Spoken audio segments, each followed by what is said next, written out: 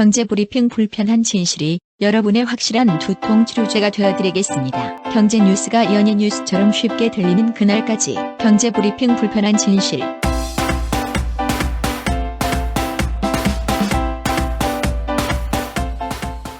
경제브리핑 불편한 진실 10월 19일 순서 시작하겠습니다. 오늘은 좀 감동적인 사연으로 시작을 해볼까 하는데요. YTN에서 진짜 너무나 눈물 나는 동영상을 봤어요. 네. 제목이 이렇게 달려있네요. 아픈 것은 약한 것이 아니다. 보통 아프다 하면 뭔가 부족해 보여. 약한 거 아닐까 이렇게 생각하잖아요. 네. 근데 그게 편견이라고 지적하는 그런 동영상이더라고요. 동영상은 이렇게 시작해요. 어두운 병실이 보입니다. 그리고 병마와 싸움에 지친 아이들의 모습이 하나둘 등장해요. 그래서 이거 보면 진짜 얘네들이 너무나 불쌍하다. 얘네들 진짜 너무나 힘들어하겠다. 보통 이렇게 생각이 들잖아요. 그렇죠. 그런데 이 동영상에서는요. 이 아이들이 어떻게 나오는 줄 아세요? 병마와 싸우는 전사들로 나와. 전사요? 그렇죠. 천사가 아니고? 천사 겸 전사겠죠. 오. 병을 극복하기 위해서 용감하게 치료를 받고요. 주사를 맞는 모습도 보입니다. 특히 이 병마와 전투에 참가하기 위해서요. 옛날 중세시대 전사들이 갑옷을 챙기는 것처럼 용감하게 머리를 깎는 그런 모습까지 나오더라고요. 예. 막 물고 징징대고 그럴 것 같은데 그렇지 않다는 얘기죠? 그렇죠. 이 동영상은요. 병을 앓는 아이들은 약하다. 많은 사람들이 갖고 있는 이런 편견을 뒤집기 위해 만들어졌다. 이렇게 설명이 붙어 있어요. 만든 곳은요. 캐나다의 비영리 단체인 시키즈라고 합니다. 이 단체에서는요. 아동 전문 병원도 운영하고 있대요. 이 병원에서 아이들이 병과 싸우는 것에 든든한 지원군이 돼주고 있다. 이런 설명까지 붙어 있네요. 네. 이 동영상처럼 아이들이 수술을 받기 전에 또는 암과 싸움을 하는 도중에 이렇게 좀 용기를 내서 좋은 결과가 나왔으면 좋겠습니다. 그렇죠. 그리고 우리가 주변에 있는 병을 앓고 있는 아이들한테 야, 너 너무 불쌍해? 너 진짜 너무 힘들지 않아? 이렇게 얘기하는 것보단 너는 진짜 용감하게 병마와 싸우는 전사야. 이렇게 용기를 북돋아주는 게 훨씬 낫지 않을까 이런 생각이 들더라고요. 네. 이 캠페인 한번 보시면서 병을 앓고 있는 아이들이 맞서 싸워야 할 것 중에 하나인 약하다는 편견이 조금이나마 사라졌으면 하는 바람입니다. 이번 강의는 영향력에 관한 것입니다. 상위 업체의 영향력이라고 해야겠죠. 지난 10년 동안 웹사이트 수는 폭발적으로 늘었습니다. 현재 페이지 뷰는 이번보다 훨씬 집중되고 있습니다.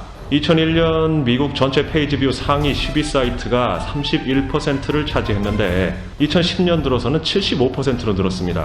구글, 페이스북, 아마존은 단순한 IT 기업이나 쇼핑몰이 아닌 거죠. 심지어 아마존 CEO 제프 베조스는 유력 일간지 워싱턴 포스트를 인수했습니다. 요즘 농부들은 파종할 때마다 씨앗을 새로 사야 합니다. 씨앗이 자라서 열매나 곡식이 되고 거기서 다시 씨앗이 나오는 건데 어찌 된 걸까요? 글로벌 생물공학 기업 몬산토는 제초제를 뿌려도 작물이 죽지 않는 씨앗을 팝니다. 농부에겐 시간과 비용을 줄일 수 있어 획기적이죠. 다만 유전자 변형 씨앗이기 때문에 재생산이 안 됩니다. 결국 농부는 영원히 몬산토 씨앗을 사야 합니다. 더 큰 문제는 씨앗값이 해마다 크게 오른다는 겁니다. 위기에 빠진 자본주의, 다행히 우리가 구할 수 있습니다. 부유한 노예, 슈퍼 자본주의의 저자 로버트 라이시가 신간 자본주의를 구하라에서 해법을 공개합니다. 상위 1%의 독주를 멈추게 하는 법, 자본주의를 구하라. 도서출판 김영사. 오늘 꼭 챙겨야 할 경제 브리핑. 지난 9일이었죠. 서울 지하철이 부분 파업에 들어갔었는데 오늘 마침내 파업을 중단했습니다. 왜 파업을 중단했어요?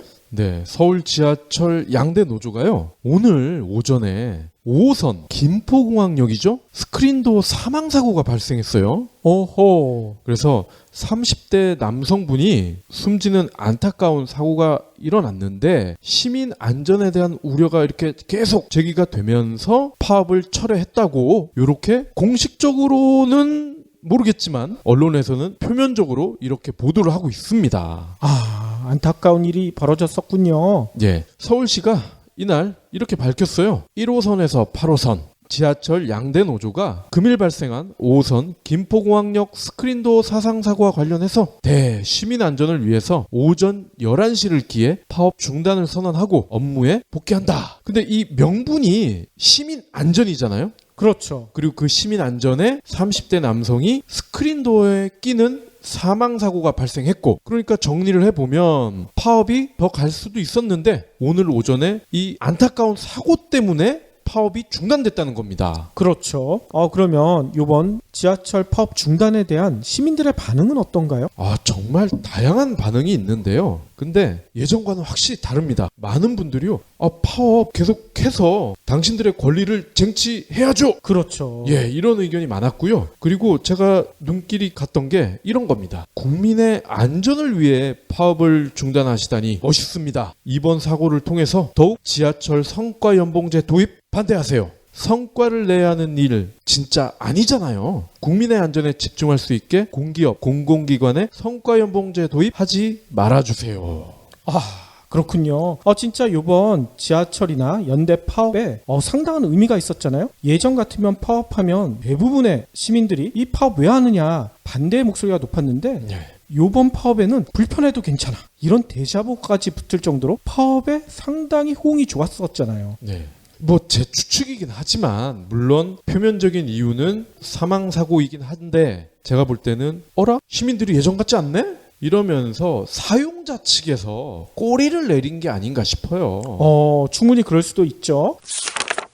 대출 때문에 고민하시는 분들이 상당히 많으시죠? 급전이 필요해서 대출을 받아야 되는데 이 대출 받기도 힘들 뿐만 아니라 또 이런 경우도 있더라고요. 급하게 돈을 빌려놨는데 메꿀 때가 생겼어. 네. 그럼 대출 빨리 갚으면 되잖아요. 네. 근데 빨리 갚기가 힘들게 하는 경우들이 많죠. 그렇죠. 엄청난 수수료를 내라, 철회할 수가 없다, 이런 각종 허들을 만들어 놓죠. 더 억울한 경우도 있어요. 예를 들어서 A은행에서 2%에 빌렸다 이거야. 근데 이틀 지나고 나니까 내 친구는 B은행에서 1.5%에 빌렸다는 거야. 그렇죠. 그럼 나도 글로 가야 될 거 아니야. 그런 불편함을 시정하기 위해서요, 대출 받은 뒤 일정 기간 내에 철회를 할 때 수수료 없이 해주는 대출계약 철회권이 국회 입법 이전에 실행할 수 있게 됐다, 이런 반가운 소식이 전해졌어요. 예. 이 내용은요, 공정거래위원회가 밝힌 내용인데요. 19일 은행연합회로부터요, 대출계약 철회권 도입 등을 골자로 하는 표준약관 개정안에 대한 심사 청구가 접수돼서 이를 심의했고 최종 확정했다, 이렇게 밝혔습니다.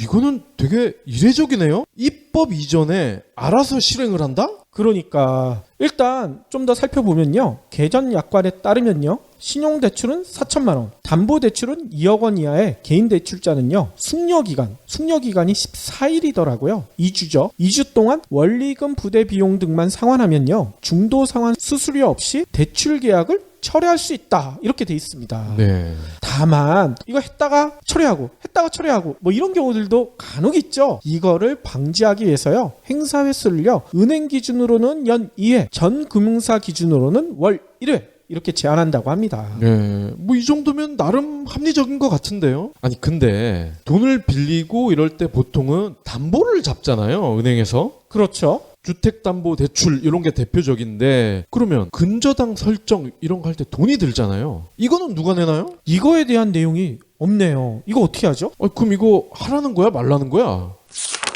다음 소식입니다. 근데요, 다음 소식과 관련 없이 방금 제 핸드폰에 속보가 떴어요. 최순실 의혹과 관련해서 이대 총장이 사임했다고 합니다.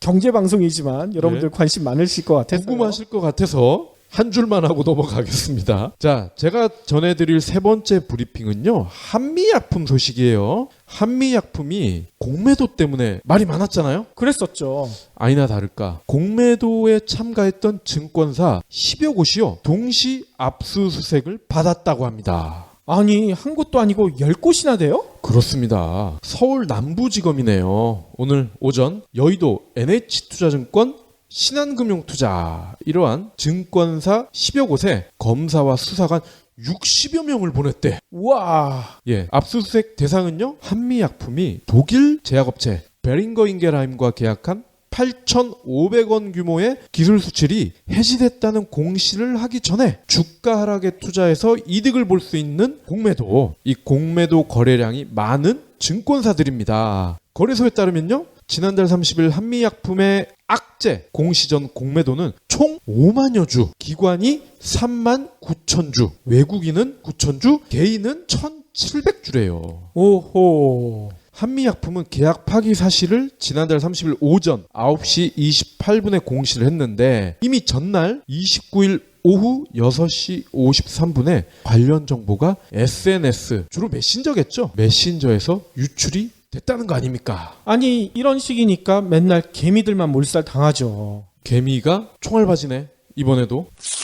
최근 출판계가 불황 속에서 벗어나지 못하고 있잖아요. 그렇죠. 그래서 새로운 작가도 발굴해내야 되고 새로운 책도 내야 되는데 그런 식으로 불황을 극복하려는 게 아니라 옛날 구관한테만 매달리고 있다. 이런 소식이 전해졌네요. 좀 안타까운 사연인 것 같아요. 아, 그러니까 리스크를 안고 가기 싫다. 검증된 인기 작가의 책을 계속 내겠다. 그거군요. 그렇죠. 헤럴드 경제가 이 소식을 전했는데요. 올해 재출간된 문학책들이 의외로 너무나 많다는 거예요. 특히 베스트셀러 작가 중에 공지영 씨 있죠. 공지영 씨의 우리들의 행복한 시간은요. 2005년에 첫 출간이 된 후 100만 부 이상 판매됐잖아요. 와우. 근데 이 소설이요. 2010년에 벌써 한번 재출간이 됐어요. 네. 근데 지난 8월에 출판사를 옮겨서 또 나왔대. 뿐만 아닙니다. 2001년에요. 14세까지 찍었던 소설이 하나 있는데 김현수 씨의 굿바이 이상 14세까지 찍었으니까 엄청 팔린 거 아닙니까? 그렇죠. 근데 올해 개정판이 또 나왔다는 거예요. 따라서 지난해에는 30권 정도에 불과했던 재출간 문학책이요. 올 들어서 9월까지만 벌써 140권에 달한다고 합니다. 아, 안전하게 가자. 그렇죠. 헤럴드 경제는 이 이외에도요. 김훈, 김진명, 이회수, 이병률, 무라카미 하루키, 알랭드 보통 이런 독자들로부터 꾸준히 사랑받는 작가들의 문학작품의 재출간이 러쉬를 이루고 있다. 이렇게 전하고 있어요. 네. 이거는 뭔 얘기겠습니까? 불황을 극복하기 위한 생존 전략으로 적은 비용으로 최대 효과를 얻을 수 있는 옛날 책들, 옛날에 인기 끌었었던 책들만 안전하게 내고 있다. 리스크를 안 안겠다는 얘기인 거죠. 그렇죠. 제가 알기로는 이렇게 재출간을 하면 인기 작가더라도 인세도 낮아지는 효과가 있다고 하더라고요. 그렇죠. 반면에 신진 작가인 경우에는 요즘 출판 상황에 비춰 볼 때 초판이 2,000부를 넘기가 힘들 정도로 어렵다고 합니다. 네. 따라서 저는 이런 생각이 들어요. 출판업계가 불황이다 말만 하고 있는데 이 불황을 극복하는 그 방법조차도 불황에서 벗어나지 못하고 있는 게 아닌가. 점점 더 불황 속으로 빠져들 것 같다는 우려가 드네요. 네. 이럴수록 더 신진 작가를 발굴해야 되지 않을까 싶은데 모르겠습니다. 우리 같은 아마추어들의 생각이라서 어설플 수도 있겠죠.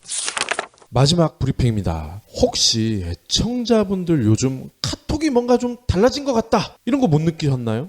저는 많이 느꼈어요. 요즘에 친구 추천이라고 해서 뜬 걸 보면은 모르는 사람인 경우가 종종 있어요. 그러니까요. 근데 알고 봤더니 카카오톡에서요 얼마 전에 친구를 추천해주는 이 알고리즘 방식에 변화를 줬다는 겁니다.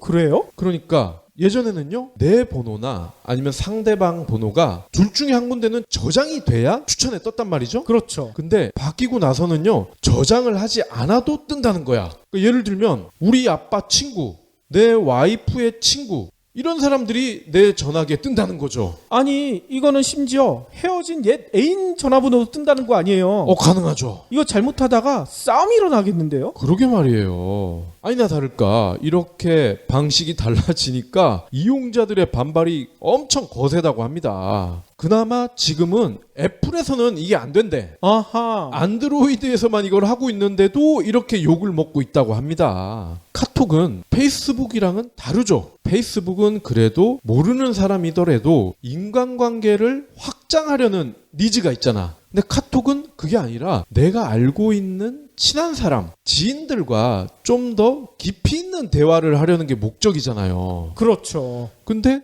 카톡이 보니까 페이스북이 되게 잘 나가네? 우리도 저런 방식으로 하면 잘 나가지 않을까? 이래서 알고리즘을 바꾼 것 같아요. 아무튼 이런 네티즌들의 불만에 대해서 카톡 측이 해명을 했을 것 같은데요. 그렇습니다. 이번 개편으로 더 쉽고 더 편리하게 친구를 찾고 관계를 맺을 수 있다. 친구 추천 알고리즘은 계속해서 변경돼 왔고 앞으로도 이용자 반응을 살펴가면서 개선하겠다. 요렇게만 밝혔어요. 아니 이제는 친구까지 카톡에서 추천해주나요? 나는 저 사람이랑 친구 맺고 싶지 않은데. 그랬더니 이런 얘기를 합니다. 카카오톡 사장은 친구가 없나? 아 그래서 친구 추천해주나 보죠?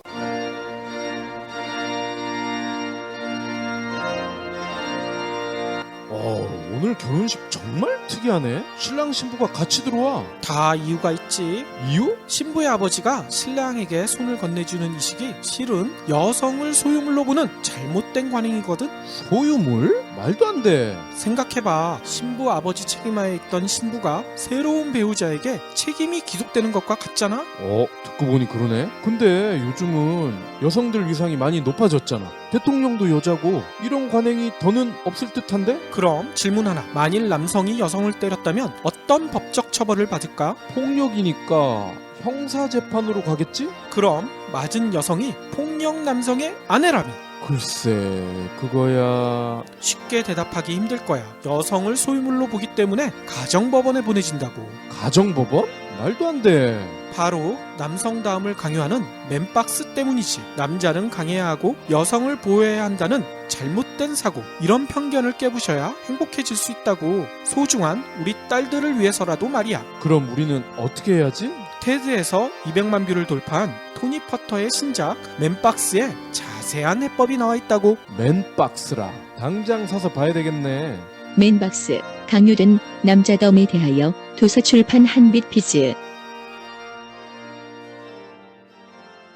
그러면 오늘의 섹션 일자리 얘기를 할까 하는데요. 아까도 책 얘기 잠깐 했었잖아요. 네. 우리나라에서 엄청나게 팔렸던 책 중에 세상은 넓고 할 일은 많다, 뭐 이런 책 있죠.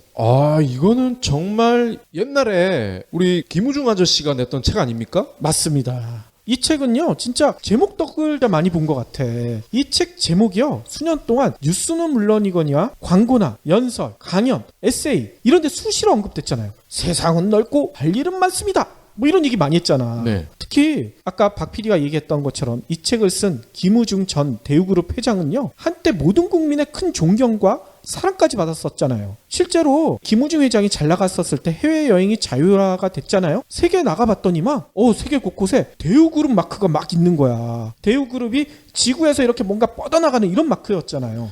그리고 저는 깜짝 놀랐던 게 예전에 베트남 출장을 갔거든요. 호치민이었나 하노이였나 잘 기억은 안 나는데 거기 현지에서는 이 김우중 전 회장이 영웅으로 추앙을 받고 있더라고. 그러니까 현지의 대우 호텔도 엄청나게 큰 규모로 지어져 있고요. 맞습니다. 그래서 김우중 신하다 뭐 이런 말까지 나왔었어요. 당시 대우그룹이 진출한 국가를 제가 조사를 해봤더니만 몇 개 국가인 줄 아세요? 무려 165개국. 거의 지구에 안 간 국가가 없는 거야. 예. 일본도 상사가 엄청 강하잖아요. 일본의 웬만한 상사보다 진출 국가가 더 많았대요. 그러니까 일본 기업이 없는 곳에도 대우그룹은 있었다는 거야. 그쵸. 아무튼 이 세상은 넓고 할 일은 많다는 이 말 자체가 그 당시 우리 국민들이 꼭 지켜야 할 시대 정신처럼 여겨지기까지 했었거든요. 근데 아까 박 PD 얘기처럼 다들 알고 있다시피 김우중 회장의 대우그룹은 쫄딱 망했죠. 네. 정경유착의 추악함을 뒤에 숨기고 있었잖아요. 분식회계가 밝혀졌는데 규모가 얼마인 줄 아세요? 무려 41조. 오. 우리로서는 상상하기조차 힘든 비리를 저질러서 대우그룹도 몰락시키고 또 이 당시 외환위기가 한창이었잖아. 우리 국민들한테 더 큰 위기를 선물했죠. 할 일이 너무 많아서 회계를 제대로 못했나 보죠. 그런가요? 아무튼 이 김우중 회장은요 2005년에 구속이 됐었습니다. 그러다가 2007년에 특별 사면을 받았다고 해요. 하지만 김우중 회장이 아직 추징금 미납 상태래요. 얼마나 미납을 했냐면요 17조 8천억 원. 엄청나죠? 그 얘기를 들으니까 얼마 전에 우리 전 두발 장군 두발이 없는데 왜 전두발인지 모르겠는데 이분도 아직도 세금을 안 내가지고 국세청이 뭔 자료를 낼 때마다 이름이 항상 나오더만요. 그렇죠. 그 아들들까지 다 나오잖아요. 그런데 더 놀라운 점이 있어요. 아까 대우그룹이 진출한 국가가 165개국이라고 했잖아요. 나중에 조사를 해봤더니 165개국이 맞긴 맞대. 근데 165개국 중에 상당 숫자가요 사람만 가 있다는 거야. 뭔 얘기냐면 오지로 한두 명만 대우그룹 직원들 내보내놓고 야 너희 여기서 뭐 해라 이런 지시도 없이 그냥 알아서 여기서 너네 비즈니스 해봐 이렇게 했다는 거예요. 김우주 회장이 자기가 책 쓴 세상이 넓다는 것을 증명하기 위해서 숫자만 채워놓은 거야. 이건 뭐겠습니까? 국민들을 기만한 거 아니게요. 분식회계로만 기만한 게 아니라 이 국가에 진출했던 그 숫자마저도 국민들을 기만하는 데 사용한 거죠. 그러면은 뭐 예를 들어서 대우가 슬로바키아에 지사를 세웠다. 그럼 지사장이 곧 막내 종업원이네? 그렇죠. 가가지고 뭐 슬로바키아에서 뭐 자동차를 팔던 뭘 팔던 뭐 업무 지시가 있어야 되는 거 아니에요? 그게 아니라 그냥 가. 네가 거기서 뭘 해야 될지 네가 생각해. 거기서 네가 독자 생존해. 이랬다는 거야. 대신에 전화만 하나 열어놔. 그렇지.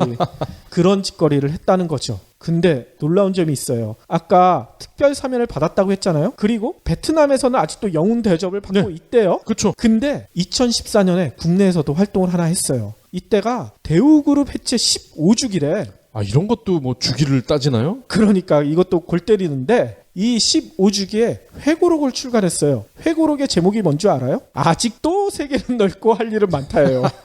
진짜 뻔뻔하지 않습니까? 아, 이거는 출판사 사장님의 욕심이 아니었을까?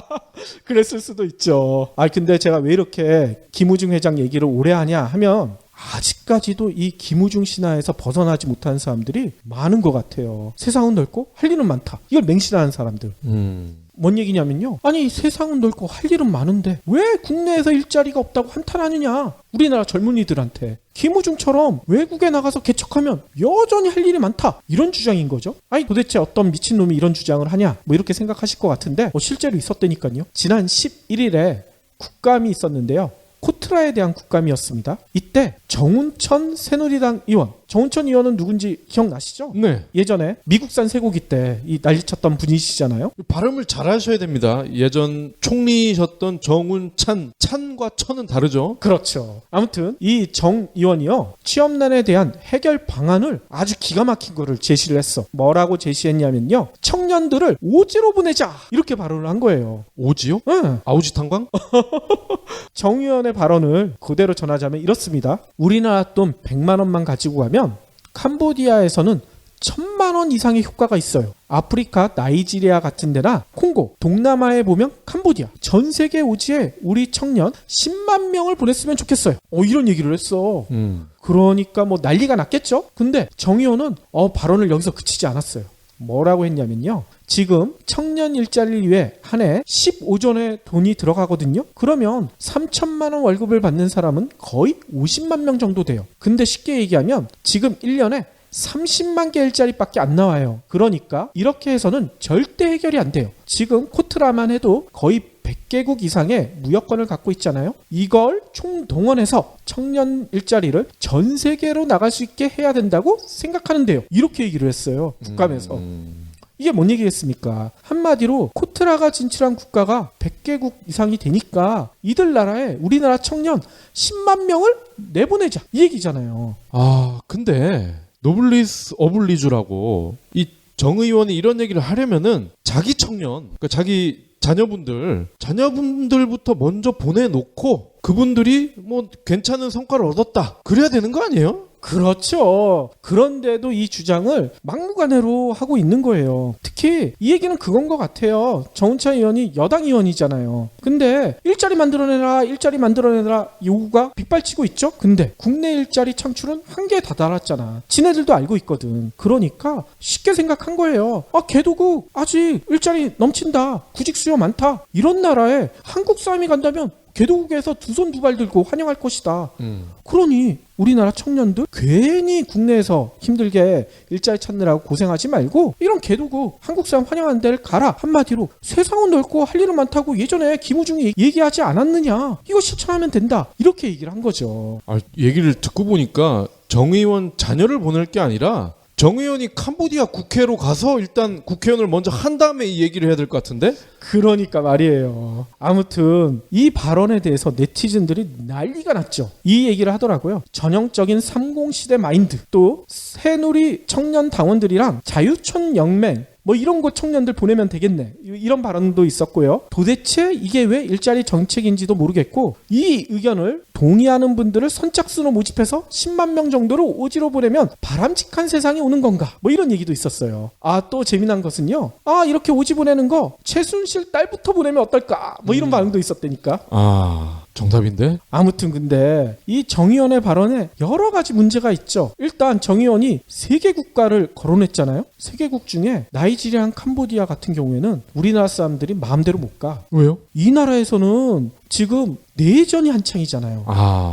캄보디아도 내전이 끝난 상태이긴 하지만 아직까지도 여행 제한 지역이에요. 여행 제한 지역에 우리나라 청년들을 보내겠다. 말이 되나요? 죽으란 얘기가 돼버리네? 그렇죠. 그러니까 제가 생각하기에는 이런 거예요. 정 의원이 해외로 나가라. 근데 선진국은 아니고 개도국을 거론해야 되는데 개도국 중에 조금 우리 국민들이 알만하면서도 진짜 개도국 같은데 고르다 보니 나이지리아를 고르고 캄보디아를 고르고 콩고를 고른 거예요.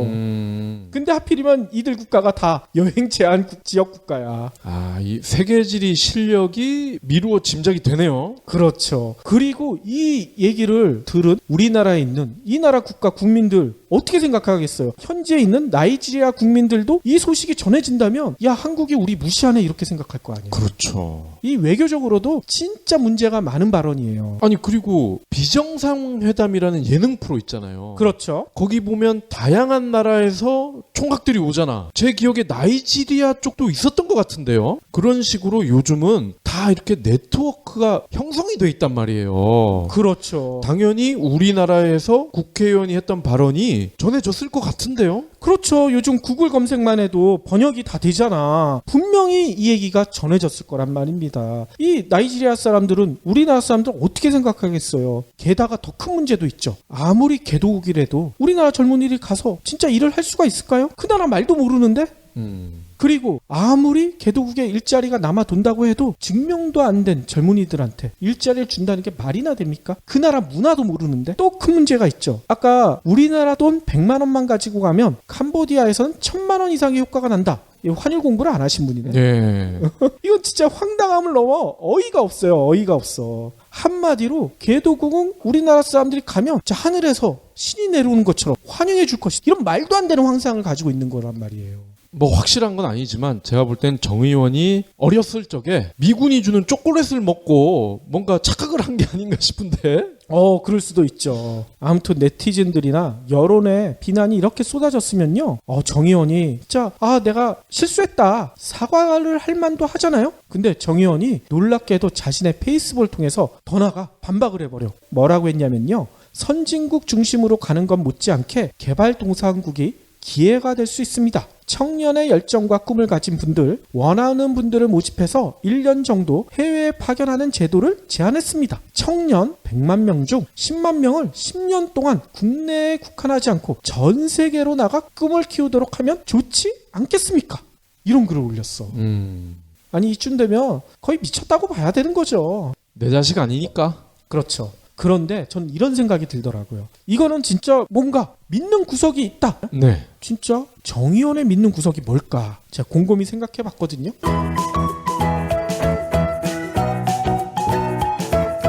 정 의원의 믿는 구석은요. 제가 생각하기엔 박근혜 대통령인 것 같아요. 뭐냐면요. 박근혜 대통령도 김우중 신안을 맹신하고 계시거든요. 박근혜 대통령이요. 지난해 2차례에 걸쳐서 청년 실업 대책으로 중동으로 가라 이런 발언을 하셨잖아요. 네. 저희가 지난해 방송에서도 한번 전해드렸었는데 박 대통령은요. 지난해 한 3월경에 중동 순방을 마치고 귀국한 자리에서 고용노동부 장관한테 이렇게 말했어요. 대한민국 청년이 텅텅 빌 정도로 한번 해보세요. 다 어디 갔냐고. 다 중동 갔다고. 이런 얘기를 했거든요. 당시 이 발언이 전해졌을 때 국민들은 박 대통령이 중동 가서 너무 기분이 좋아서 그냥 농담으로 한 얘기가 아닐까 이렇게 생각을 했거든요. 그런데 며칠 후에 박 대통령이 청와대에서 수석 비서관 회의를 주재를 했었는데 여기선 이런 얘기를 했어요. 청년의 일자리는 중동을 중심으로 하는 해외에 많이 있습니다. 일자리 부족과 청년 실업 미스매치는 여기서 해결해야 되지 않을까요? 왜냐하면 거기는 일자리가 많이 있을 테니까요. 이렇게 얘기를 했거든요. 네. 농담이 아니었던 거야. 진짜 이렇게 생각했던 거야. 근데 당시 뭔 일이 있었는지 아세요? 지금도 IS, 그러니까 이슬람 국가가 없어지지 않았죠. 근데 그 당시에는 이슬람 국가 세력이 지금에 비해서 훨씬 셌었었죠. 테러가 끊이질 않았거든요. 게다가 당시 IS에 가담한 한국이 때문에 온 국민이 경악하고 있었어요. 그런데 박 대통령은 중동에 일자리 구하러 가라. 중동에 일자리 널려있다. 너무나 충격적이었죠. 그러니까 중동에서 이제는 캄보디아, 나이지리아, 콩고로 이름만 바뀌었다는 거군요. 그렇죠. 박 대통령이 당시 이 발언 이후에 여론의 비난 때문에 더 이상 세상은 넓고 할 일은 많습니다. 이 얘기를 못했는데 네. 정의원이 그거를 캐치를 한 거야. 이참에 박 대통령한테 한번 잘 보일 수 있는 기회가 있다. 다만 중동을 또 거론하긴 힘들지. 지금 IS 아직도 퇴치가 안 됐잖아요. 그러니 중동 말고 좀 괜찮은 나라가 뭐가 있을까? 나이지리아, 콩고, 캄보디아? 그냥 세계 지도 보다 보니까 딱 걸린 거야. 그러지 않았을까? 이거는 제가 상상하는 겁니다. 근데 놀랍게도요. 정의원 전에도 박 대통령의 발언을 떠받들려는 후보가 있었어요. 누군지 아세요? 글쎄요. 오세훈 전 서울시장. 에? 오세훈 전 서울시장이요. 지난해 11월에 한 강연장에서 이런 발언을 했대요. 이 당시 신조어로 헬조선이란 얘기가 막 나오고 있었잖아. 근데 이 헬조선이란 말이 마음에 안 들었나 봐. 그래서 그 강연장에 모인 젊은이들한테 이런 얘기를 했어요. 개도국에 가서 한 달만 지내보면 금방 깨닫게 되는 게 바로 국민적인 자부심입니다. 개도국 가서 한 달 동안만 고생해보라는 거야. 그러면 애국심이 막 살아난다. 헬조선이란 말 생각지도 못하게 된다. 이렇게 얘기를 한 거예요.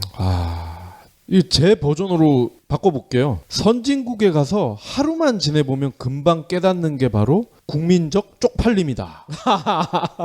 그렇죠. 한 달도 아니야. 하루만 지내봐. 선진국 가서. 아무튼 오세훈 전 서울시장은 이 다행일 것 같아. 불행은 아니고 이 발언이 거의 회자가 되지 않았더라고요. 그러니까 정의원이 이걸 캐치하고 이번에 발언을 한 것 같습니다.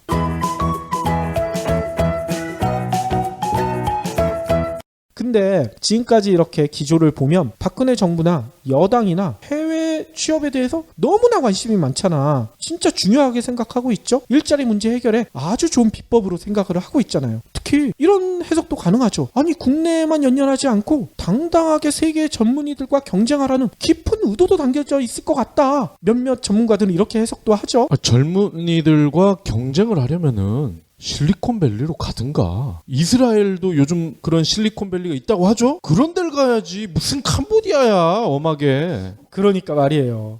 그런데 아무튼 정부나 여당이 이렇게 해외 취업에 대해서 관심이 많고 중요하게 생각하면 해외 취업에 대한 지원이나 뭐 이런 것들도 철저해야지 정상 아니에요? 말만으로 해외 나가라 이렇게 부추기지는 않을 거 아니야. 이렇게 양심 없진 않겠죠. 근데 양심이 없어. 찾아보니까 양심이 없어. 뭔 얘기냐면요. 얼마 전 국감에서요. 어기구 더불어민주당 의원이요. 코트라에서 제출받은 자료를 공개를 했는데 이 자료를 보니까 진짜 어이가 없어. 해외에 거주하고 있는 한인이나 유학생과 현지 진출 우리나라 기업들 있죠? 아니면 현지 기업들 이것들 연결해주는 현지 채용 박람회라고 있어요. 이게 뭐 LA라든지 베를린이라든지 세계 주요 도시에서 열리는데 2013년부터 올해 7월까지 총 24회나 열렸대요.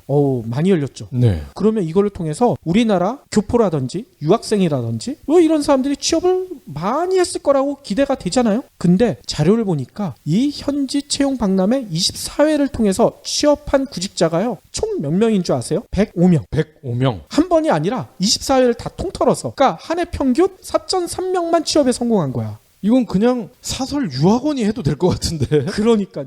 더 놀라운 것은요. 지난 2월에 LA에서 코트라 LA 무역관 주재로요. LA 컨벤션 센터에서 취업 박람회가 열렸어요. 근데 이게 국내 언론에서도 보도를 했거든요. 왜냐면 대한항공, 아시아나항공, 파리바게트, CJ E&M, SM 엔터테인먼트, 농심, 국내를 대표하는 기업들이잖아요. 네. 무려 120개 기업이 참가했어요. 게다가 이렇게 많은 기업들이 오니까 현지에 있는 유학생들 다 몰렸어. 무려 7,000명이 몰렸대요. 와. 그러면 여기서 아무리 못해도 그냥 보수적으로 잡아도 최소한 1,000명 이상은 취업을 해야지 정상 아니에요? 네. 근데 이 취업 박람회를 통해서 취업에 성공한 사람이 몇 명인 줄 아세요? 10명? 10명이면 내가 말을 안 해. 단 한 명. 한 명이요? 한 명을 위해서 우리나라 120개 기업이 또 현지 구직자들 7,000명이 몰린 거야. 와. 이 한 명도 혹시 SM 엔터테인먼트 보컬 지망생 아니야? 그럴 수도 있죠. 이뿐만이 아니에요. 차라리 LA는 좀 더 나아. 뭔 얘기냐면요. 프랑크푸르트와 호치민은 베트남 도시잖아요. 독일과 베트남에서도 박람회가 열렸는데 여기는 취업자가 제로.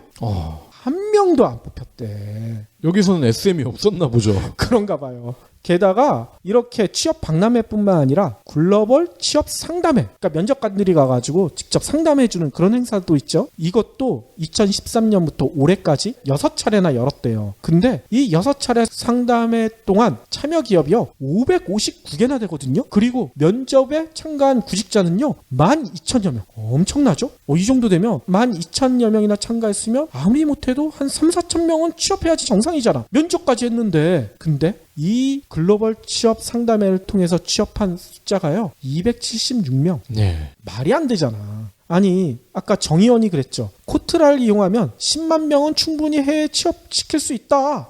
아니 이 숫자를 가지고 그 얘기가 가능할까요?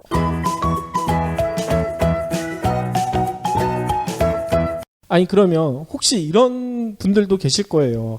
아니 우리나라 청년들이 해외 진출한 우리 기업보다 진짜 외국 기업에 취업하고 싶어서 이렇게 취업자 숫자가 적지는 않을까 이렇게 의심하시는 분들도 분명히 계시겠죠. 그런데 놀라운 얘기가 또 있습니다. 또 이것도 국감에서 밝혀진 얘기인데 더불어민주당 권칠승 의원이 밝힌 내용을 보면 정말 충격적이에요. 아까도 글로벌 취업 상담회 얘기했잖아요. 트라가 지금까지 글로벌 취업 상담회를 할 때 참여한 기업들을 분석을 해봤대. 네.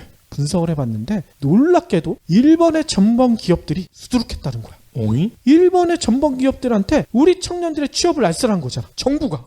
자료를 보면요. 글로벌 취업 상담회 참여 기업과 2012년 국무총리실 소속 대일항쟁기 강제동원 피해 조사 뭐 이런 위원회가 있잖아요. 여기가 국회에 제출했던 일본 전범기업 299개랑 비교를 해봤대. 명단을. 그랬더니 2013년에 2개, 2014년에 8개, 2015년에 7개, 2016년 올해도 4개의 일본 전범기업이 이 취업상담회에 참여했대요. 정부가 주최하는 취업상담회에 반성할 생각조차 없는 전범기업이 참여했다.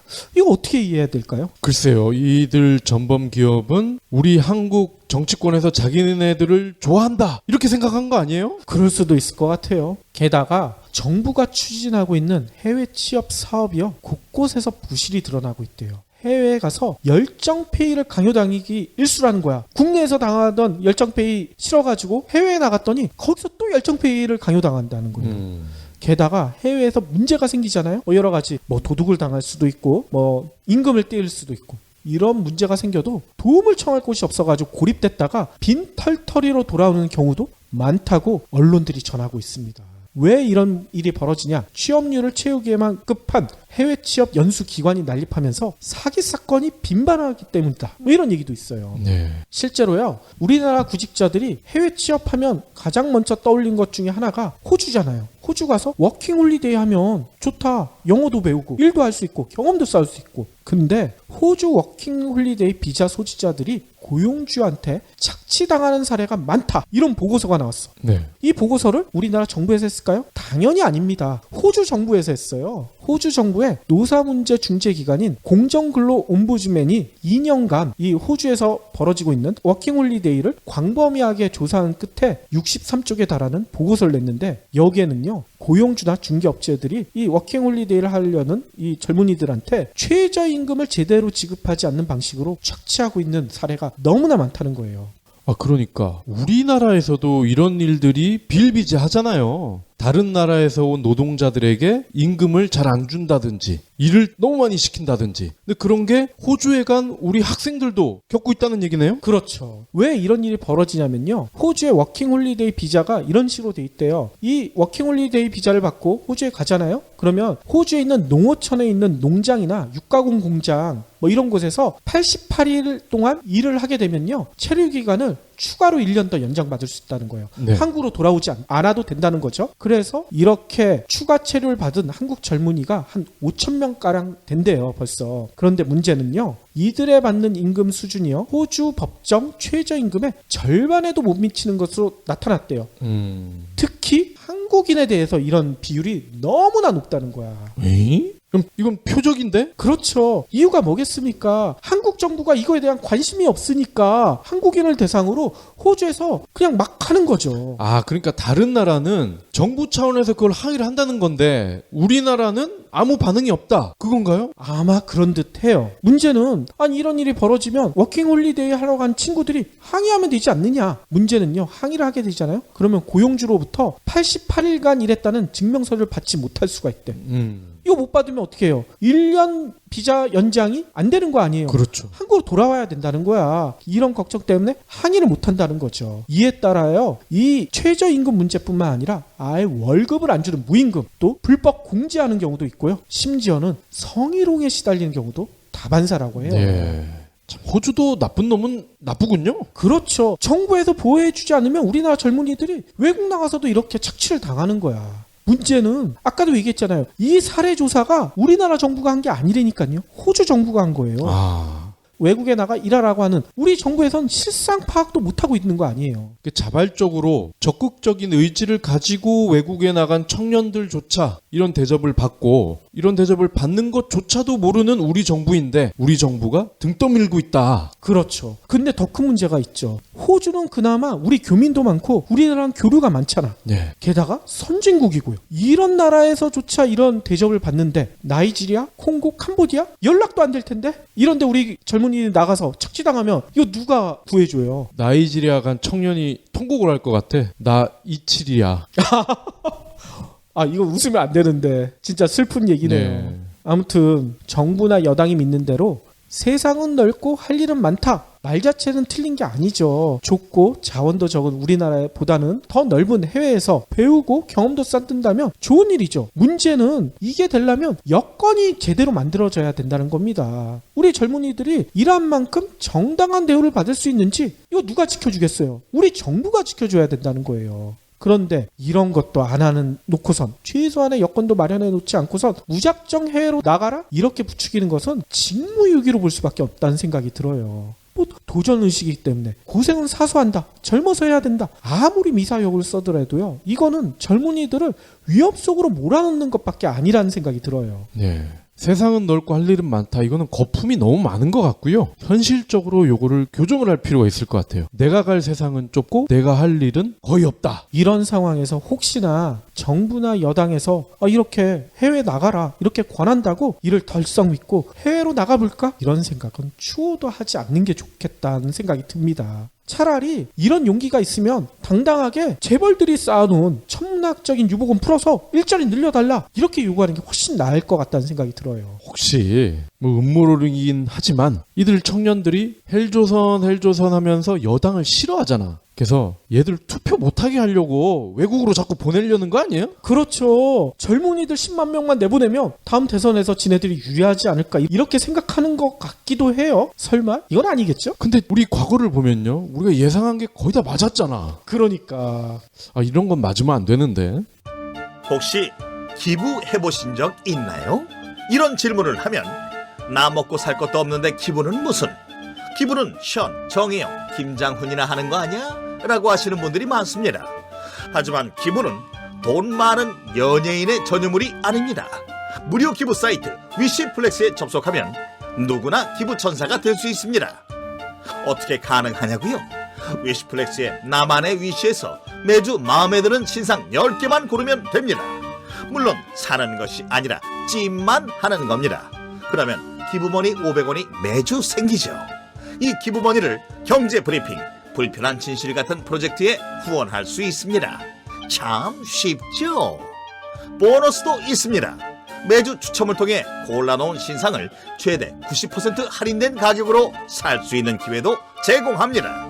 기부도 하고 신상도 챙기고 그야말로 꽉 먹고 알 먹고입니다. 이래도 기부는 나와 상관없는 딴 나라 이야기라고 하실 건가요?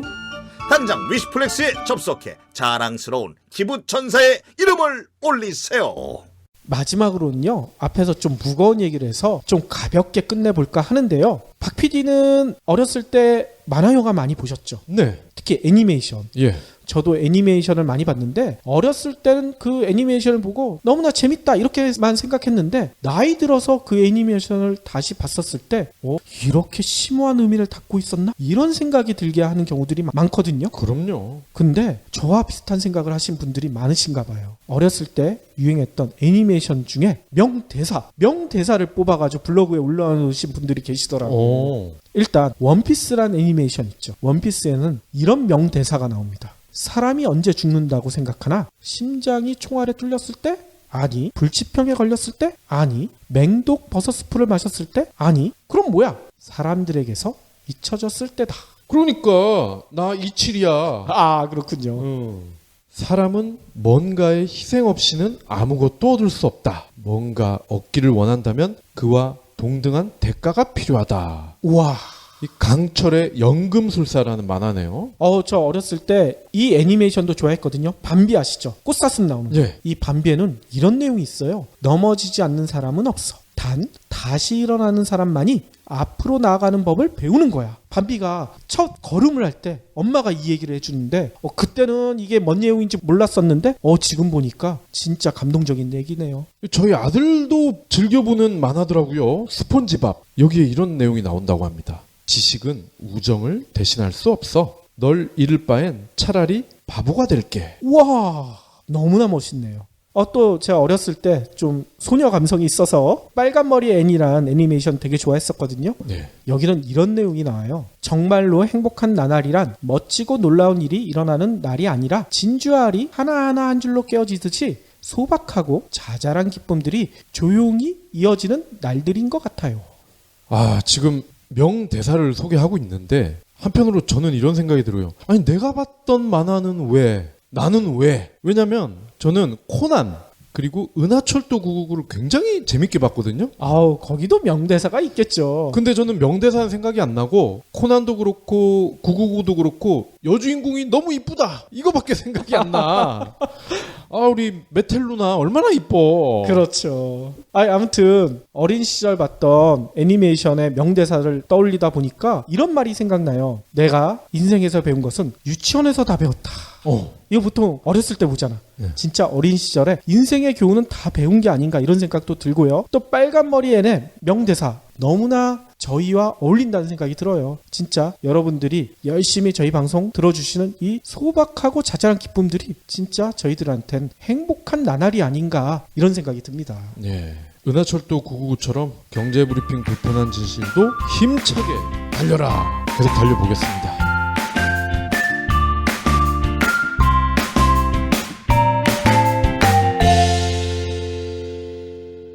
경제브리핑 불편한 진실 완수해 주셔서 감사합니다.